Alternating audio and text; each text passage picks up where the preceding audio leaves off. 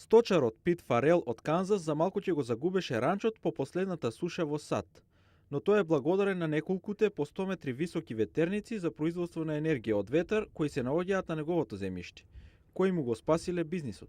In my case, it doubled my income stream. Ми го зголемија приходот и ми помогна да ја пребродам кризата. Така обстанав. Ветерните фарми се вообичаена слика ширум САД. Алтернативниот извор на енергија ја помага Америка, но во исто време им помага на сопствениците на земјиште со дополнителен приход. The wind blows, even during a drought. It may be our best.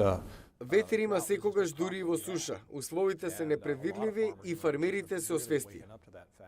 Но кај американските законодавци има отпор за продолжување на програмата што им дават даночни олеснувања на оние кои произведуваат обновлива енергија. Програмата беше воведена во 1992 и треба да истече до крајот на годината. Фарел вели дека таа била критична за него, но и за многу други. The wind industry tends to kind of bounce with the. Индустријата со производство на струја од ветер е врзана со даночните олеснувања. Ако тие престанат да важат, ќе бидат загубени работни места.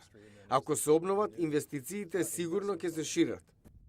Програмата беше добра и за производителите на ветерници како ADP Renewables. Ова е директорката Ерин Баусер. All sources of energy do get some sort of subsidy from. Се што бараме е исти правила на игра за сите извори на енергија. За многумина од оваа индустрија престои битка во Конгресот.